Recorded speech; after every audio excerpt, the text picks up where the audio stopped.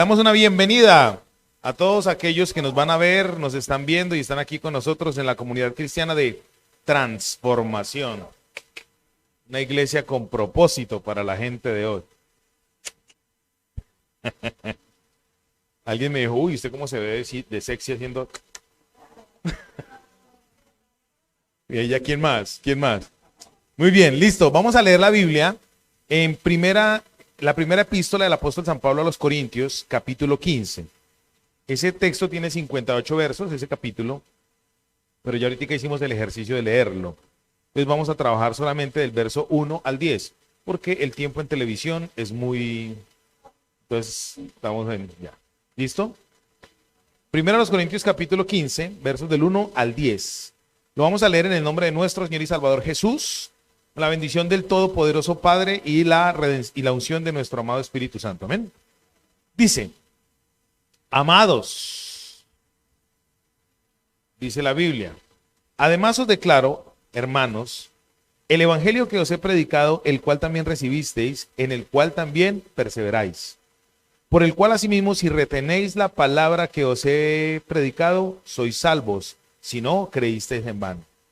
Porque primeramente os he enseñado lo que asimismo recibí, que Cristo murió por nuestros pecados conforme a las Escrituras, y que fue sepultado y que resucitó al tercer día conforme a las Escrituras, y que apareció a Cefas y después a los 12. Después apareció a más de 500 hermanos a la vez, de los cuales muchos viven aún y otros duermen, y otros ya duermen. Después apareció a Jacobo, después a todos los apóstoles, y al último de todos, como un abortivo, me apareció a mí, porque yo soy el más pequeño de los apóstoles, que no soy digno de ser llamado apóstol, porque perseguía la iglesia de Dios.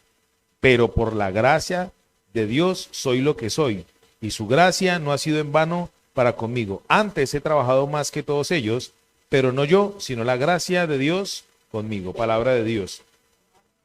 Padre, yo te doy gracias, Dios mío, en el nombre de Jesús, por esta palabra.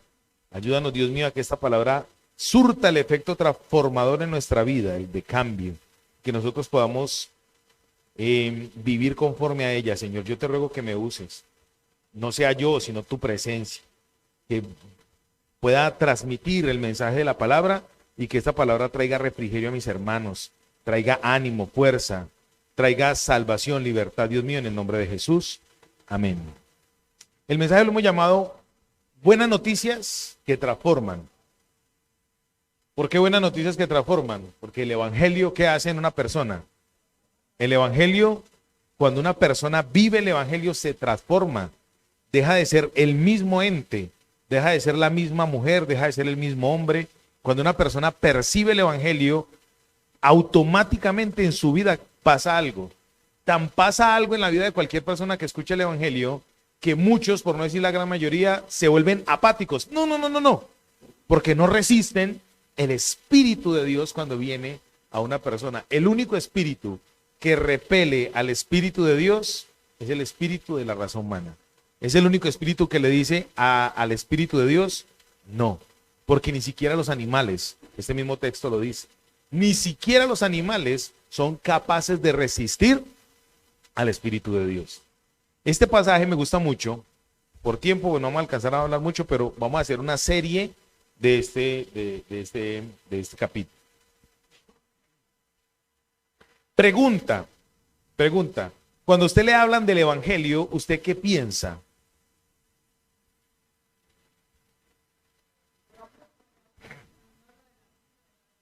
Biblia, automáticamente piensa en Biblia, ¿sí o no? Listo. Nosotros acá en Transformación hemos hecho el ejercicio de preguntarle a usted, ¿por qué es salvo? A los que son creyentes, ¿por qué es salvo? ¿Cierto? ¿Qué tengo que hacer para ser salvo? Creer en Jesucristo, ¿sí o no? Entonces hoy viene otra pregunta con base en esa dinámica. ¿Qué es el evangelio? ¿Cierto? Mira, frente a qué es el evangelio, hay cantidad de tesis. Hay gente que dice, el evangelio es esto, el evangelio es esto. Por ejemplo, hay gente que dice, el evangelio es poder de Dios. Claro, eso dice la Biblia. Pablo, escribiendo a los Romanos, el capítulo 1, verso 16, dice, porque no me avergüenzo del evangelio, porque porque es poder de Dios para salvación El objetivo del evangelio, diga conmigo, es la salvación. El objetivo del evangelio es la salvación. Repítalo. El objetivo del evangelio es la salvación. Ese es el objetivo. Y la salvación es integral. Dios quiere salvarnos el alma, el espíritu y aún físicamente Él quiere salvarnos. Dios quiere salvar todo en su vida. Quiere salvar sus finanzas, quiere salvar su hogar, su vida emocional, su vida sentimental. Dios quiere salvar todo. El evangelio es eso, el poder de Dios, que el objetivo es salvación. Pero resulta que hay algo que es todavía mucho más trascendental que la mayoría de cristianos no pensamos. La mayoría de cristianos nos habituamos tanto al mundo, a las corrientes del mundo, a los pensamientos filosóficos, políticos, a los sistemas. Los cristianos somos especialistas en acomodarnos a los sistemas. Voy a ser más claro. El cristianismo se ha religiolizado. Se ha vuelto una religión. Se ha vuelto una religión. Entonces resulta que nosotros los cristianos somos especialistas en meter el evangelio en un sistema. Como estamos acostumbrados al sistema del mundo, ideales, pensamientos, modas, política, economía, ya estamos metidos en el sistema. Entonces cuando llegamos al evangelio, llegamos a la iglesia y empezamos a proclamar que somos libres, estamos diciendo una gran mentira, porque no somos libres. Metimos el evangelio en un ¿qué? Sistema. Y en un sistema religioso. Entonces cuando la gente te dice en la calle, ¿y de qué religión eres tú? Hay gente que dice orgullosamente, soy evangélico. ¿Cierto? Estamos metiéndonos en ¿qué? En una casilla, ¿sí o no? Resulta que el evangelio va mucho más allá de la salvación física. Va mucho más allá y nosotros no hemos pensado en eso.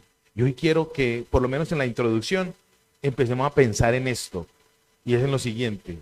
Si usted se muere hoy, ¿qué va a pasar después de la muerte?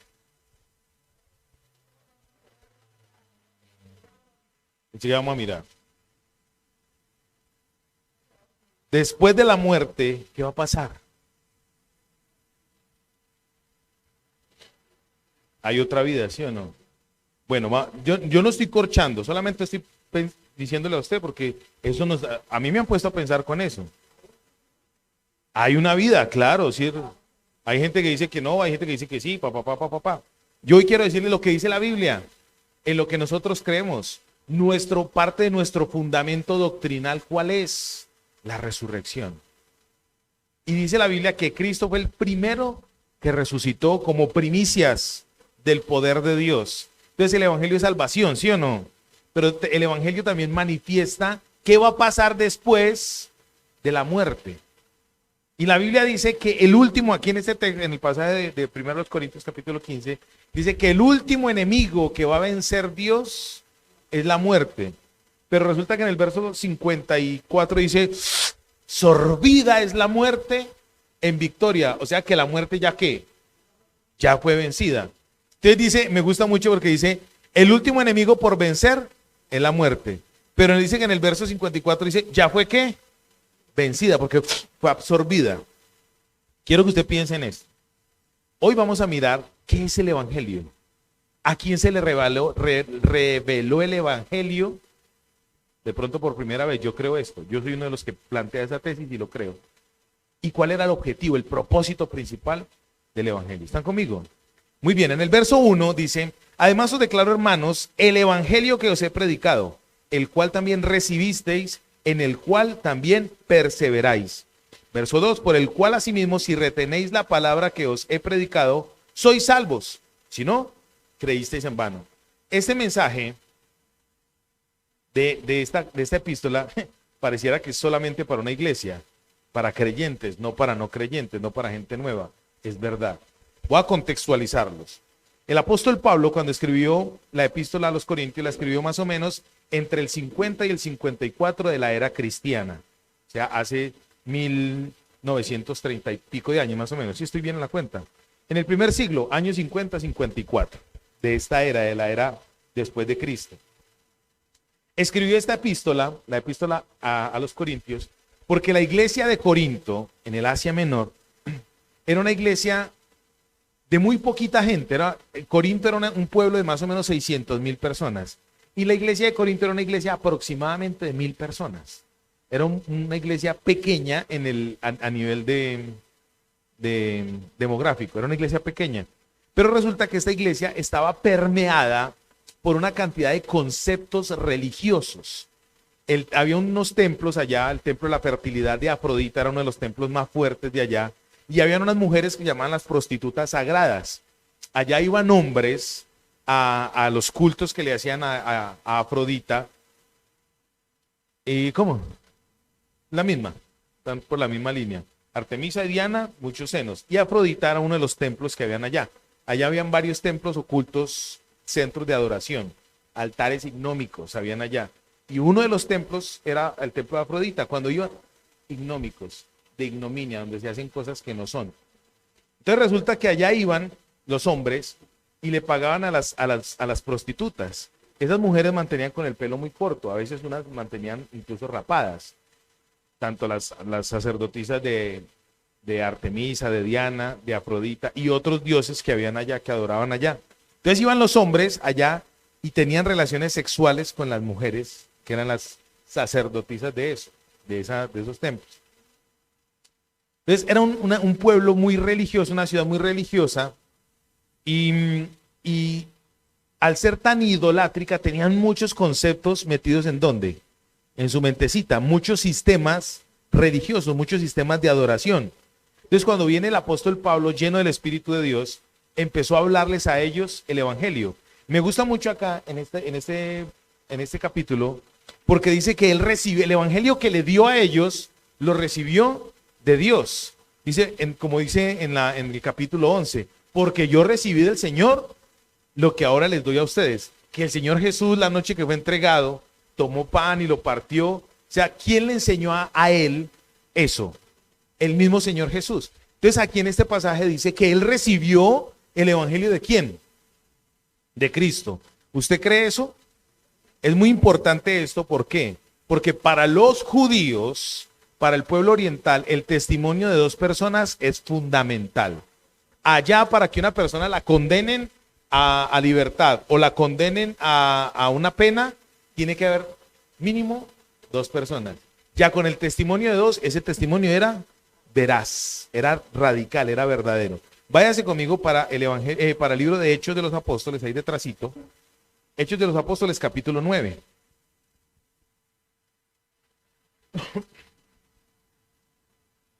Cuando lo tenga me dice amén. Bueno. Hechos de los Apóstoles, vamos a leer del 1 en adelante, capítulo 9, versos del 1 en adelante. Saulo, es el mismo apóstol Pablo, Saulo, respirando aún amenazas y muerte contra los discípulos del Señor, vino al sumo sacerdote y le pidió cartas para las sinagogas de Damasco, a fin de que si hallase algunos hombres o mujeres de este camino, los trajese presos a Jerusalén. Mas yendo por el camino, aconteció que al llegar cerca de Damasco, repentinamente le rodeó un resplandor de luz del cielo, y cayendo a tierra oyó una voz que le decía, Saulo, Saulo, ¿por qué me persigues? Él le dijo, ¿quién eres, Señor? Y le dijo, yo soy Jesús, a quien tú persigues. Dura cosa te es dar coces contra el aguijón. Él temblando y temeroso dijo, Señor, ¿qué quieres que yo haga? Y el Señor le dijo, levántate, entra en la ciudad y se te dirá lo que debes hacer. Ojo con esto. Si el apóstol Pablo, en ese momento llamándose Saulo, le preguntó a la luz que lo rodeó, a la persona que le estaba, ¿quién le estaba hablando? Una persona. La persona que le estaba hablando le preguntó, ¿quién eres? Es porque no tenía ¿qué? Conocimiento ni relación con esa persona. No conocía a Cristo resucitado. ¿A quién conocía Saulo? A los que seguían a Jesús, a la secta del camino que se llamaba anteriormente o inicialmente en la iglesia cristiana, se llamaban la secta del camino. Él conocía el comportamiento de ellos, él los conocía a ellos, él conocía qué era lo que ellos hacían, pero no conocía a la persona en la que ellos creían. Entonces, ¿qué hizo el Señor? Se le manifestó. Y de ahí en adelante, en la vida de este hombre, comenzó un proceso de preparación y conocimiento de Dios. En la Biblia registra que el apóstol Pablo es la primer persona que se le empiezan a revelar misterios. tales como la salvación, misterios tales como la glorificación, misterios tales como la transformación de lo incorrupto, de lo corrupto a lo incorrupto. Es la primera persona que se le empiezan a revelar cosas como el tercer cielo. Es la primera persona que la Biblia registra que se le empiezan a revelar misterios tales como el rapto de la iglesia, tales como la resurrección de los muertos. Es la primera persona que se le empieza a revelar elementos que aún en el día de hoy para nosotros son muy comunes, pero en ese tiempo no eran comunes. ¿Sí me estoy dando a entender? El evangelio se le manifestó a él de una manera directa. Vino el Señor Jesús glorificado, resucitado, y le habló a él directamente. Por eso él le escribe en la primera epístola a los Corintios, dice: conozco un hombre que no sé si en la carne o en el espíritu subió al tercer cielo. El tipo no sabía cómo había sido revelado de parte de Dios todo lo que estaba viviendo. O sea, él entró en el cielo y no supo. Yo soy de los que pienso que él estaba en el cielo y en la tierra al mismo tiempo, porque el infierno y el cielo son un estado y un lugar. No vamos a hablar de eso porque teológicamente eso es un enredo. Pero a lo que quiero llegar es que a él, el mismo Señor Jesucristo, glorificado y resucitado, ¿qué hizo? Le reveló el evangelio. Y entonces cuando él empieza a escribir esta carta, en esta carta, en ese tiempo, estaban ocurriendo tres cosas importantes. La primera, había un desorden en la iglesia de Corinto en cuanto a la forma en cómo se movía Dios, porque esta gente, ¿cómo venían estructurados? En un sistema religioso. Entonces el apóstol Pablo, uno de los grandes misterios, o uno de los grandes verdades espirituales más bien, que quería enseñarles a ellos era acerca de los dones espirituales. Y empezó a decirles, está el que profetiza, está el que habla en lenguas, está el que tiene discernimiento de espíritus, está el que preside. Entonces empieza a hablar de los dones. Eso es una gran verdad, ¿qué? Espiritual. Y él les viene a hablar de esa verdad en esta epístola. Segundo misterio, el segundo aspecto espiritual que les quería decir era acerca del amor de Dios, que se manifestaba como, número uno, en salvación, y número dos, en practicidad. El amor de Dios, ¿cómo se manifiesta para la gente del mundo? A través de usted y a través de mí. Y el riel son los dones, ¿cierto? Entonces el apóstol Pablo dice, usted puede tener todas las lenguas, puede profetizar como un loco, pero si no tiene amor, es como esto, vea. Un címbalo que retiñe sin ningún sentido. Ustedes no han visto que cuando los hermanos están tocando los instrumentos, cuando están tocando bien, eso es una belleza. Pero cuando el Manuelito se equivoca, eso suena horrible. ¿Cierto? La Biblia dice que sin amor es como un instrumento que no tiene sentido. Es como si un niño lo estuviera tocando. Ayer estábamos en la iglesia donde estábamos trabajando y había una niña que desde por la mañana se cogió la batería. Hay de 4 o 5 añitos. Ay, qué dicha esa niña. Cogió la batería y eso le daba, y le daba, y le daba. Yo miraba a mi esposa, yo haciendo fuercecita por mi esposa porque estaba trabajando todo el día. Y yo con ganas de decirle a esa niña, hijita linda de mi amor. Pues yo no estaba en la iglesia mía. Yo miraba al pastor, el pastor me decía, que yo miraba a la mamá así como quien dice, no, la mamá feliz porque la niña tiene el talento. Muy bien. La Biblia dice que sin amor, imagine usted 10 minuticos con ese bochinche. No, por eso fueron horas, pero imagínate 10 minuticos con ese bochinche. Yo salía, ¿y sabe por qué me volví a entrar? Para aguantarme el bochinche, por acompañar a mi esposa. Pero, María, la Biblia dice que cuando usted puede tener muchos dones, puede hablar en lenguas, puede profetizar, pero si no tiene amor, es como si no tuviese nada. ¿Listo? Ese es la segunda verdad espiritual, o lo segundo que el apóstol Pablo quería mostrarles a ellos en esta epístola. Y el tercer aspecto espiritual, número 1, los dones, número 2, el amor, y número 3, él quería presentarles a ellos la eternidad del evangelio. Esto que les voy a decir Es una verdad de $5,000 y a usted se la voy a dar gratis hoy. Págueme de una vez, que necesitamos mucho dinero. El apóstol Pablo, después de haberse encontrado con Jesucristo, ¿quién se le reveló a él, al apóstol? Él no buscó a Dios. De hecho, él estaba atacando todo lo que era de Dios y él mismo lo dice en esta epístola. Dios me colocó a mí como apóstol y yo no me lo merezco porque yo atacaba a la iglesia del Señor. Pero por gracia, dice en el verso 10, yo por gracia, por la gracia de él, ahora soy de los que proclamo el evangelio. Entonces resulta que él les quería hablar a ellos esta tercera verdad espiritual y es la resurrección. Como esta gente estaba tan acostumbrada a los bochinches religiosos de esa época, algo similar a lo que pasa ahora, algunos de los hermanos de la iglesia decían que no había resurrección. Y decían, Cristo no fue resucitado. Resulta que hay gente en la iglesia hoy en día que como no se les ha revelado la relación con el Señor, ahora usted dirá, ¿y cómo se me revela? Pues cuando usted empieza a relacionarse con Él, cuando usted empieza a relacionarse con la palabra, cuando usted empieza a relacionarse con otros hermanos en Cristo, se le empieza a revelar el cuerpo de Cristo. Se le empieza a revelar este resucitado. Si usted es de las personas que todavía cree que está en un concepto religioso, yo le recomiendo que empiece a evaluar su pensamiento. Nunca le voy a decir a usted, váyase de la iglesia, no, empiece a evaluar su pensamiento.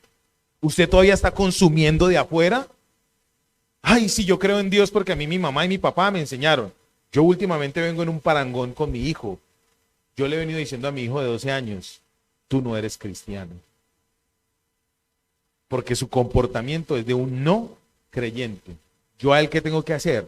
Hablarle del evangelio. Presentarle a Jesucristo para que él pueda decir, creo en Jesucristo. ¿Cierto? Hay gente que viene a la iglesia y todavía no ha experimentado un cambio en su vida porque no ha recibido el regalo divino, grande, majestuoso de la resurrección, porque todavía no cree en eso. ¿Y por qué eres cristiano? Ah, porque Cristo murió por mí. Pero ¿cuál es el propósito de ser cristiano? Ah, vivir bueno, es un estilo de vida. Sí, estamos dando buenos argumentos, pero todavía nos da miedo decir, porque voy a vivir eternamente, porque Él me va a resucitar entre los muertos, porque la Biblia dice que yo tengo propósito en Él, que yo voy a vivir eternamente, que esto que está aquí va a pasar, es transitorio. Todavía nuestra mente está en Egipto, todavía nuestra mente está en el mundo. Y Dios quiere hoy decirle a usted, nos quiere decir a usted y a mí, hay que cambiar ese chip. Hay que transformarse, dejar que la buena noticia de salvación empiece a permear su vida. A usted Dios no le dio un regalo que se encuentra en un remate. A usted Dios no le dio un regalo que se encuentra en una iglesia. A usted Dios no le dio un regalo que lo encuentra aquí en esta congregación. A usted Dios le dio un regalo que se encuentra en la eternidad. Por eso es que a usted y a mí, a los cristianos, nos dicen locos, ilusos, fanáticos. Como decía Carlos Marx, perdón, decía, la religión es el opio del pueblo. Hay gente que le dicen a usted lunático, le dicen anestesiado. Pero ¿sabe por qué usted y yo no vivimos fervor en nuestra religión? Porque todavía no hemos entendido que no estamos viviendo aquí, que nosotros ya estamos allá. Por eso dice la Biblia, el apóstol Pablo dice, la muerte es el último enemigo por vencer. Pero 20 versos más adelante dice, ya fue vencida. O sea que en el tiempo en que él fue revelado de esta palabra, entendió que ya la muerte fue vencida. Cristo en la cruz del Calvario venció la muerte. Sorbida fue la muerte en victoria. Por eso le dice el Señor a través de este texto, ¿dónde está muerte? Tu aguijón. ¿A qué es lo que más le tiene miedo a la gente? Aún siendo cristianos, a la muerte. Hay cristianos que le tenemos miedo, bueno, le tienen. Yo no le tengo miedo a la muerte. En algún momento le tuve miedo, era la forma en que iba a morir. ¿Cierto? Pero ahora viene lo otro, el miedo a la muerte. Todos los humanos, los seres humanos, tenemos un instinto de supervivencia. Por eso en este pasaje habla del cuerpo animal, porque es instintivo. Hay gente que todavía es instintiva, pero no tiene una relación con Dios. Instintivamente pecamos.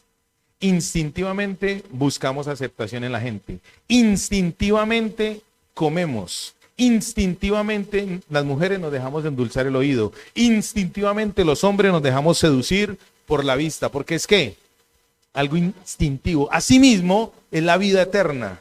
Creemos en ella desde la película que nos han mostrado desde pequeñitos. Creemos en ella desde lo que nos han mostrado de lejos. Creemos en ella desde, pero no con nosotros mismos. Yo sí me estoy dando a entender.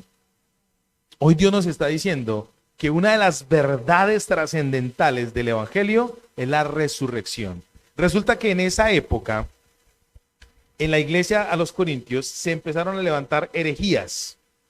Eso es una cosa maravillosa. El apóstol Juan, el que escribió el Evangelio según San Juan, el que escribió el Apocalipsis, primera y segunda y tercera de Juan, el apóstol Juan, en la época en que él estuvo viviendo, hace aproximadamente 2000 años, 1900 y pico de años, cuando él escribió a la iglesia el Evangelio según San Juan, había una corriente herética que era el gnosticismo. Y el gnosticismo estaba creciendo dentro de la iglesia. El gnosticismo es creer y confiar en Dios desde el conocimiento. Y entonces lo primero que atacaban era la deidad de Jesucristo, que Jesucristo era Dios. Entonces para el gnosticismo, ¿de dónde se percibe a Dios? Desde el conocimiento. En Bogotá hay una iglesia que se llama Iglesia Gnóstica Universal de Jesucristo. Una cosa loca. ¿Qué atacaba o qué atacan esas doctrinas? La persona de Jesucristo. Resulta que en la iglesia de Corinto se estaba levantando una herejía donde decía que Jesucristo no había resucitado, que era una ilusión que la gente tenía. ¿A quién estaba atacando esa doctrina? A la persona de Jesucristo, a la deidad de Jesucristo. ¿Qué es lo que más ataca el mundo a través de personas y a través de sistemas cuando usted proclama que usted es cristiano? A la persona de Jesucristo. ¿Y dónde está Jesucristo? Morando en usted. ¿Sí o no? ¿Sí me estoy dando a entender? Se está atacando a la persona de Jesucristo. Y ahí es donde usted y yo tenemos que empezar a decir, no, Señor, yo le voy a hacer defensa a la fe, dime.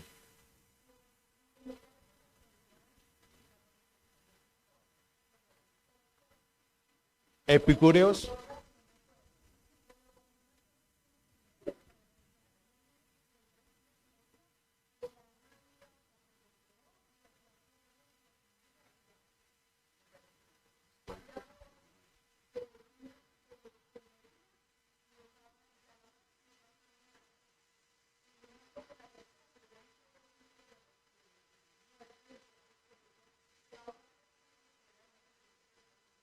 No hay nada. Después de la muerte no hay nada.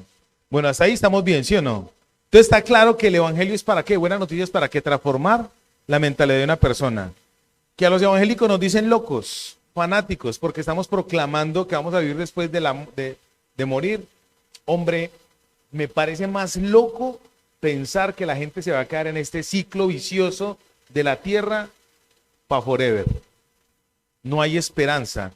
De hecho, la gente está diciendo, comamos y bebamos, porque al fin y al cabo, esto se va a acabar. Comamos. Hay gente que dice, pues el cielo está acá, el infierno está acá.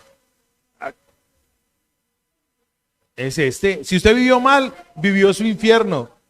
Si usted vivió bien, se va para el cielo. ¿Sí o no? La Biblia no dice eso. La Biblia habla específicamente hacia dónde vamos si creemos y hacia dónde vamos si no creemos. Hasta ahí me estoy dando a entender. Muy bien, dice en el verso 2 entonces, en el verso 1 dice, además os declaro, hermanos, el evangelio que os he predicado, el cual también recibisteis, en el cual también perseveráis, por el cual asimismo, si retenéis la palabra que os he predicado, sois salvos, si no, creísteis en vano. Me gusta mucho esto, dice en el verso 3, porque primeramente os he enseñado lo que asimismo recibí. O sea que aquí está la clave de lo que es el evangelio. En el verso 3 dice que Cristo murió por nuestros pecados conforme a las escrituras. El evangelio redunda en ¿qué? Dije al principio, en salvación. ¿Es poder de Dios? Sí, pero redunda en salvación. El evangelio, dice aquí, se especifica, es claro, es conciso. Dice, el evangelio dice que Cristo murió por usted y por mí. O sea que cuando usted va a hablarle a una persona del evangelio, no le va a hablar de una religión. ¿De qué le va a hablar? De una acción. ¿Y cuál es la acción? La acción que Cristo hizo por esas personas. Sus dichos. La acción de Jesús, la acción de Dios mismo en nosotros.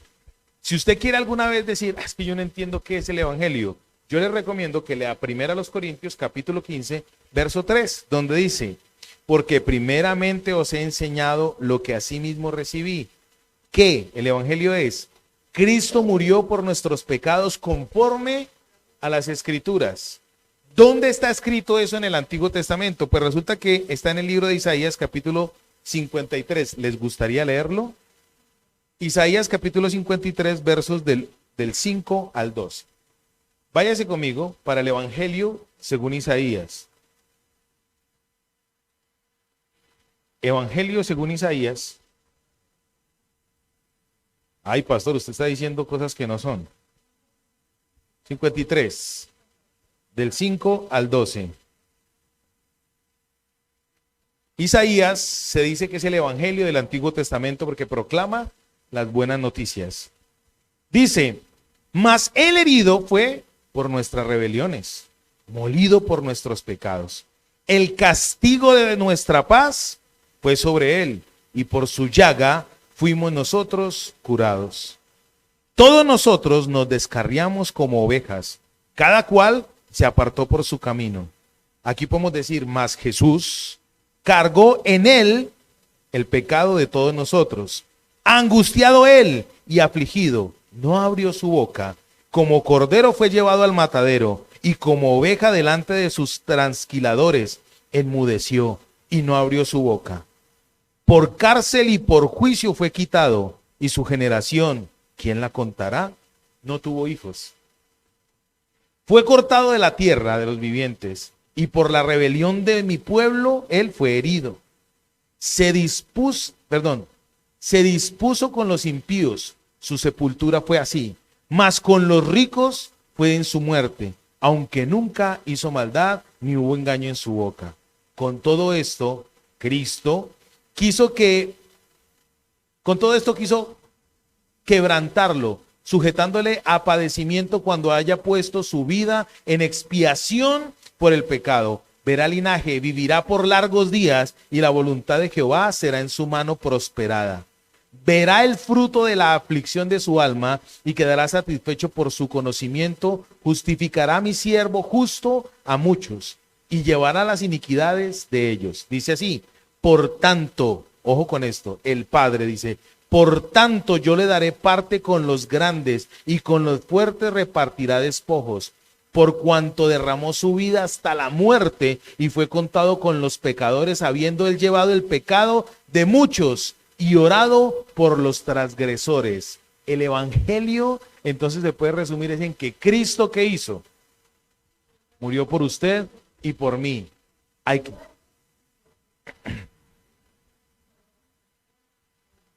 La muerte de Jesús quitó el pecado.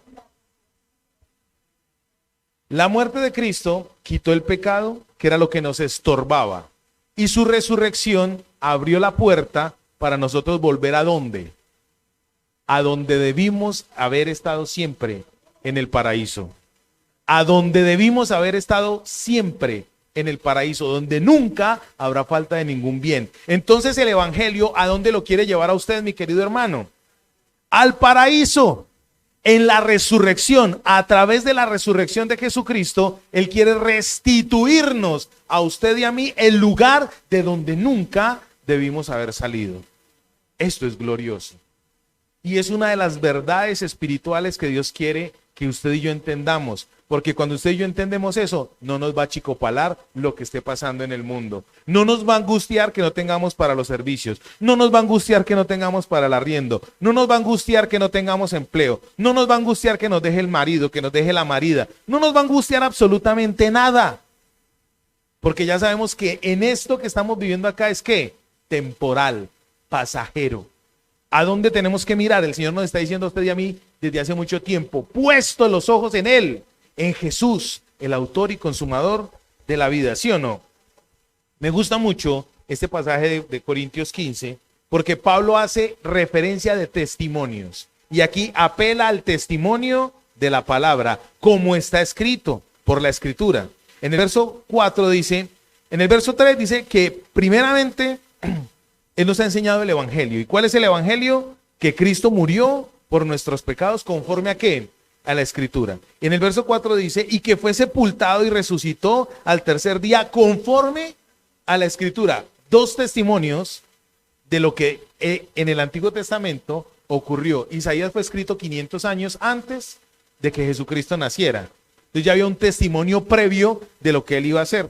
En el libro de los Salmos, dice en el Salmo 16, creo que es Salmo 16, y en el libro de Oseas, habla del testimonio de que Cristo iba a estar dentro de la tierra durante 3 días. Y al tercer día la tierra lo iba a ¿qué? A expulsar, porque la tierra no fue capaz. El Hades, el lugar de los muertos, no fue capaz de retener a Jesucristo, porque la vida de Dios estaba ¿en quién? En Él, dice la Biblia, en Él habita corporalmente toda la plenitud de la deidad, y en Él habita Dios mismo, y como Él es Dios mismo, la muerte no lo pudo retener. Le dejó el tierrero. Y aparte de que le dejó el tierrero, se le llevó un poco de gente que tenían allá. Desde la muerte de Jesucristo y su resurrección, ya el lugar de los muertos no es solamente el Hades. Él cogió a todos sus santos del Antiguo Testamento y los que creyeron en él, y se los llevó ¿para dónde? Para el cielo. Por eso ahora el paraíso no está abajo, sino que está arriba. ¿A dónde vamos a apuntar usted y yo? Yo sí me estoy dando a entender. Hay que apuntar a eso. ¿Me pueden regalar 5 minuticos más? Listo. Entonces dejemos así. Verso 5. Verso 3 y verso 4 dice las escrituras. Cita 2 testimonios. ¿De dónde? De las escrituras, ¿sí o no? Y en el verso del verso 5 en adelante, hasta el verso 8, en esos 3 versos, habla de testimonios de personas. Dice en el verso 5, ¿se le apareció a quién? A Cefas. Cefas es Pedro. Se le apareció primero a Pedro. Dice, después se le apareció a más de 500 hermanos. Ya no había un solo testigo. Ya habían ¿cuántos? Más de 500. A la gente. Y después dice, y después se le apareció a Jacobo. Dice, y después se le apareció ¿a quién? A los discípulos. O sea, el Señor cogió y se mostró por todas partes. ¿Y cómo se mostró? Así con pena. Yo ya resucité, todo bien. Vamos de ahora en adelante a ser los discípulos. Vamos a hacer el cuerpo secreto del cielo. ¿Sí? Él no dijo, vamos a hacer el cuerpo secreto del cielo. Él se mostró. Porque ¿qué quiere hacer el Señor? Mostrarse. Yo sé que en este tiempo decir que es evangélico uno es duro. Porque le empiezan a llegar, lo empiezan a bombardear con argumentos. Esta es la generación postmodernista, donde todo lo quieren como le pasó a Jesús. Denos señal si ustedes. Y el Señor les dijo, claro que les voy a dar señal. ¿Cómo no? La señal va a ser la del profeta Jonás. ¿Saben cuál era la señal del profeta Jonás? Iba a estar 3 días en la ballena y al tercer día, entonces el Señor les dijo, ahí les va a llegar su señal. ¿Cuál era la señal? Que él iba a ¿qué? Resucitar. Él le dijo eso a los creyentes religiosos. Dime. Bueno, según el pastor que está aquí detrás, yo les voy a contar un chiste un día de estos. Un gran pez, dice la Biblia, lo que pasa es que uno se equivoca. Bueno, perdónenme, el que tiene boca se equivoca. Un gran pez. Y hay 2 teorías para eso. Hay una teoría que se refiere a los astros, porque a los marinos los rigen las cartas astrales, o sea, las estrellas. Y hay un pedazo en el Oriente Medio, en el mar Mediterráneo, hay un pedazo que hay un vacío de estrellas que se llama el vientre del gran pez. Entonces hay gente que dice que él estuvo 3 días perdido en el mar porque no había una estrella que lo guiara. Pero la Biblia habla literalmente que era un animal.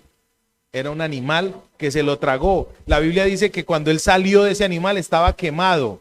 Estaba quemado por los ácidos gástricos del animal. Volviendo, ya voy para allá. Entonces, el Señor le dijo a ellos, la señal, ¿cuál va a ser dada? La señal, lo que pasa es que para que sepas que sí manejo el tema.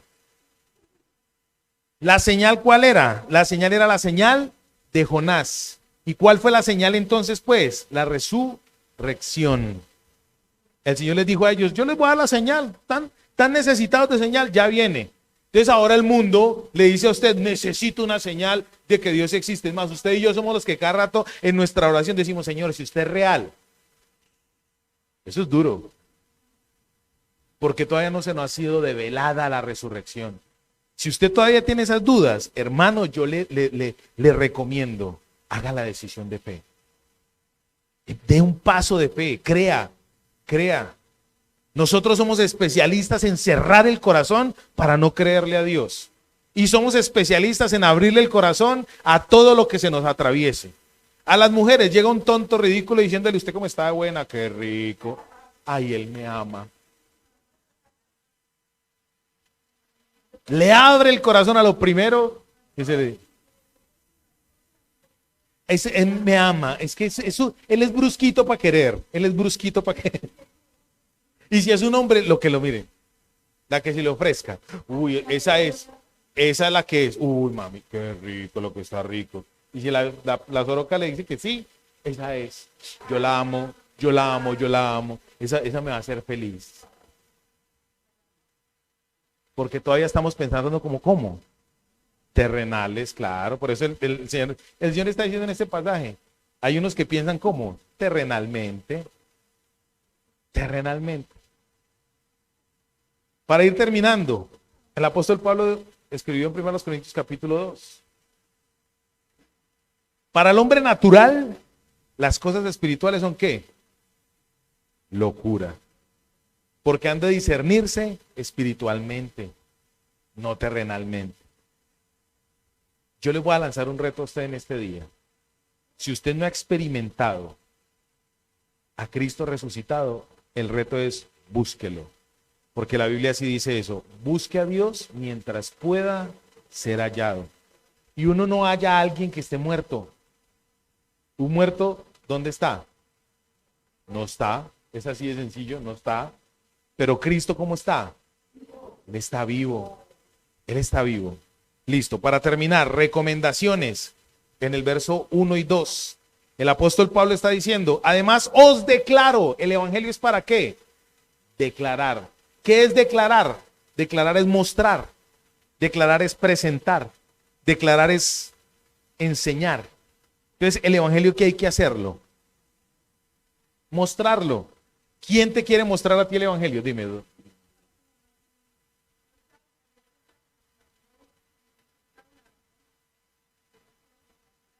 Sí.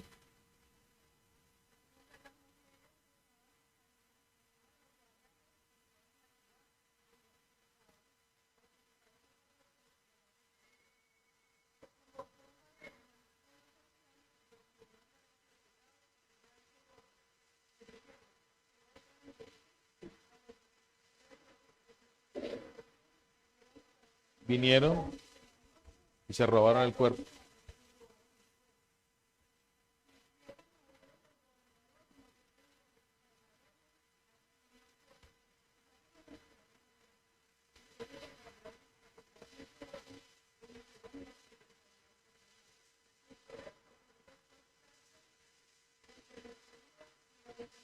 Hasta el día de hoy,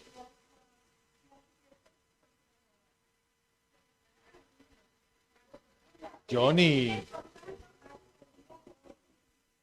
es uno de los rumores que se dice, que los discípulos se robaron al Señor, el cuerpo del Señor.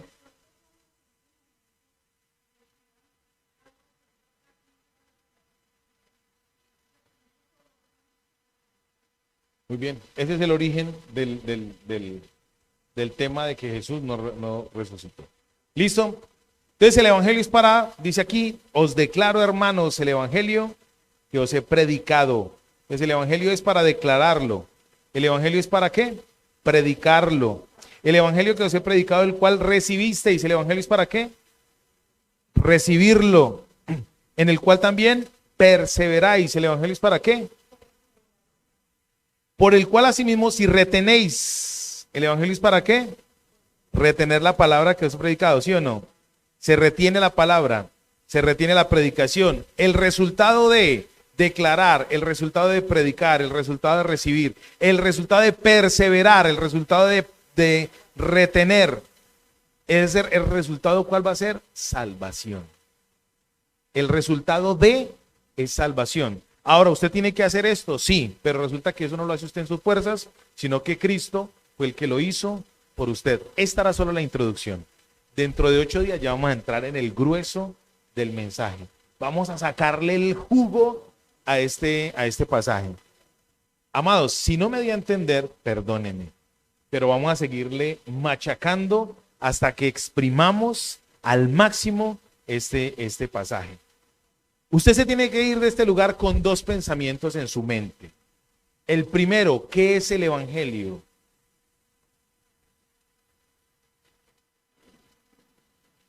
Que Cristo murió por mí y mis pecados, conforme a la Escritura. Él morido fue por mis pecados, ¿cierto? Que Él resucitó al tercer día, como dice la Escritura. Ese es el evangelio. Ah, hermana, que es que usted es mera pecadora. Yo vi cuando usted estaba entrando a un motel. Si usted se arrepiente y no vuelve a practicar, ¿qué va a hacer el Señor? Va a quitar ese pecado de usted. El problema es que la gente se queda en la culpa. Ay, sí, ya me pillaron. Como ya me pillaron, ya poposeaba un dedo, pues una vez. Si usted está mintiendo, es que usted es un mentirosito, ¿no? Pues no se quede en la mentira, arrepiéntase. Y eso es quitar ¿el qué? El pecado. ¿Están conmigo? Dime.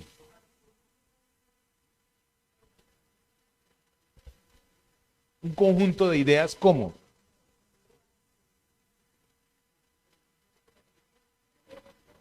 Cristo hecho en nosotros. El evangelio es Cristo. Toda la Biblia, dice la Biblia, en el principio era el verbo, la palabra, y el verbo era Dios, y el verbo estaba ¿con quién? Con Dios. O sea, ¿el evangelio qué es? Jesucristo. Entonces no es una religión, no es una religión. Y Jesucristo resucitado. ¿Están conmigo? Listo, muy bien. Padre, yo te doy gracias en el nombre de Jesús.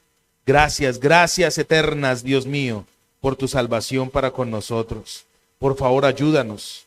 Señor, si en la multitud de palabras hay pecado, yo te ruego que me perdones y que me ayudes a ser claro con el mensaje de salvación. Nosotros no estamos proclamando, Señor. Con honestidad lo estamos haciendo. Con honestidad estamos proclamando que tú eres Dios. Con honestidad y sinceridad estamos proclamando que en ti hay salvación, que en ti hay solución. Nosotros no estamos proclamando una religión. Señor, ayúdanos a mis hermanos y a mí, a que seamos convencidos de para dónde vamos, que el evangelio me hizo ya libre a mí, que lo más difícil, lo más grave, lo que parece no tener solución, que es la muerte, ya tú la venciste en la cruz del Calvario. Señor, ayúdanos a despegarnos, a despojarnos de este cuerpo corruptible, de esta mente corruptible, Dios mío, de esta mente limitada, primaria, para poder mirar la eternidad, Dios mío, y podernos llenar del gozo de la salvación y anunciarles a otros las verdades eternas del evangelio, que en medio de este mar de angustias, de vicisitudes, de adversidades, podamos proclamar el evangelio, podamos proclamar que Jesucristo es el Salvador, que Él murió por los pecados, no por doctrinas, no por religiones, sino por el pecado, para hacernos libres a nosotros, Señor. Por favor, ayúdanos a declarar el evangelio. Por favor, ayúdanos, Dios mío, en el nombre de Jesús, a proclamar el evangelio, a predicarlo. Ayúdanos a recibirlo, Señor. Ayúdanos a perseverar en él, a estar en él, a retenerlo, Señor, en el nombre de Jesús. Ayúdanos, por favor, Espíritu Santo de Dios, que nosotros podamos aprender a presentar defensa de las buenas noticias, con argumentos, pero con argumentos vivibles, Dios mío. No como le pasó en esa tragicomedia del libro de los Hechos a los hijos de Elimas, que fueron a predicar a Jesús, el que predica a Pablo, y un demonio los empelotó. Ayúdanos a ser, Dios mío, a nosotros, los predicadores de Jesucristo y este resucitado, en el nombre de Jesús.